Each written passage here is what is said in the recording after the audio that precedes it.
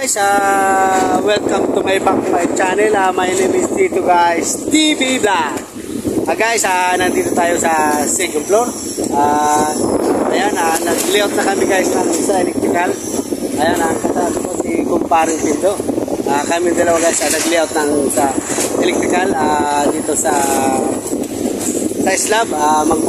Magbubuhos guys, baka mamaya o bukas. Hindi na namin guys natapos yung sa electrical. Baka guys bukas ang buhos namin. Ito naman kasama ko si kumpare ko Pindo Pingaruyo.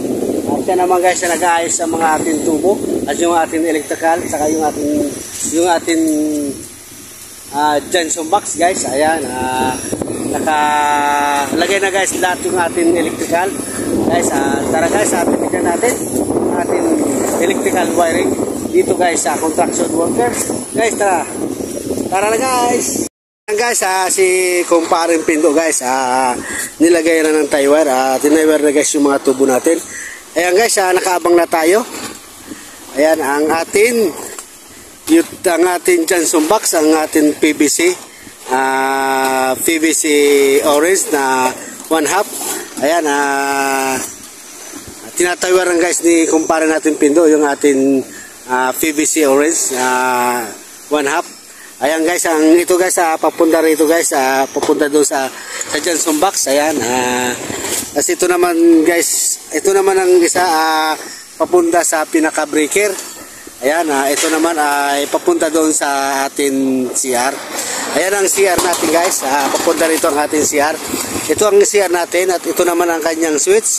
Ayan guys ang ating bulb, bombilya. Ito na atin ang switch guys, nakaabang tayong switch. Ito naman ang ating supply. Ito naman guys ang supply natin papunta rito sa ating sa CR. At ito naman ang pinaka ating 3/4 PVC orange. Papunta guys doon sa dulo sa pinaka main, doon sa ating metro, sad meter. Ito ang papunta rito sa ating breaker sa baba. Ang ating supply ito papuntang sad meter natin, metro. Ayan ang ating supply guys. Ito naman ang ating guys papuntang breaker. Ito ang papuntang breaker guys, papasok dito sa ating mga ilaw. Ayan ang ating supply. Ito ang ating breaker. Dito natin ilalagay ang breaker guys sa baba. Ito naman papasok siya dito sa papuntang ating bulb o bumbilya. Diyan tayo mag-splicing. I-splice tayo dyan. Ayan, papunta doon sa dulo guys ang ating Johnson box pa rin guys. Johnson box. Ito naman ang ating sa ilaw naman natin, sa bulb ilaw.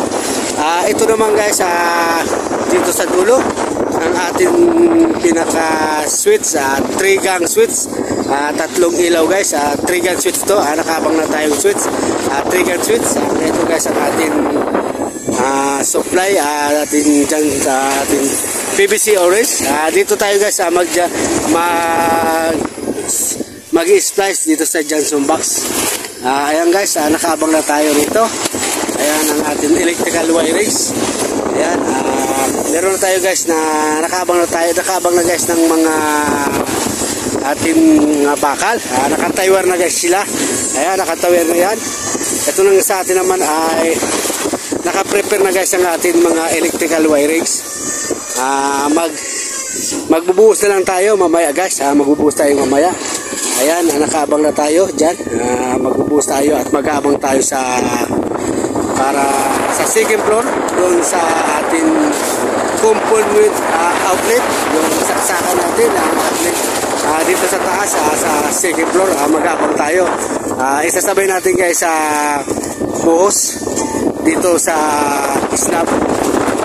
Lalagay tayo ng outlet dito para dito sa second floor para hindi na tayo mag-aabang dito sa ating taas. Dito isasabay natin dito sa second floor dito sa pagbubuhos natin. Bubuhos tayo mamaya at maglalagay tayo ng outlet. Ngayon guys, tara guys, maglalagay tayo ang ating outlet dito. Tara guys, maglalagay tayo kasi yung ating lightings okay na. Outlet na lang guys ang ating ilalagay. mag-aabang tayo. Ayan.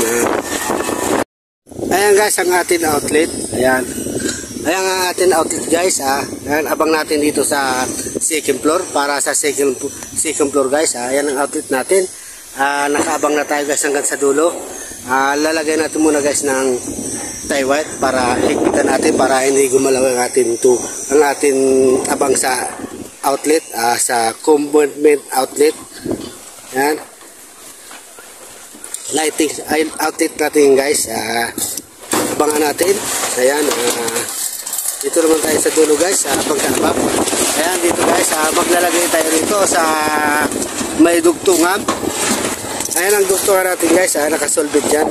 Kaya lang lagyan natin pa rin to ng tie wire para gumagalaw guys. Para importante guys. Para hindi gumalaw pag binuhusan natin to.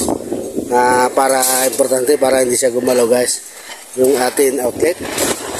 Ayan, para importante naka-fix siya. Ayan. Naka-fix siya guys. Importante para hindi na siya gumalaw. Ipitin natin ng tie wire para hindi siya gumalaw ang ating tubo pag binuhusan natin guys ang ating PVC orange. Yan, higpitin na masyado.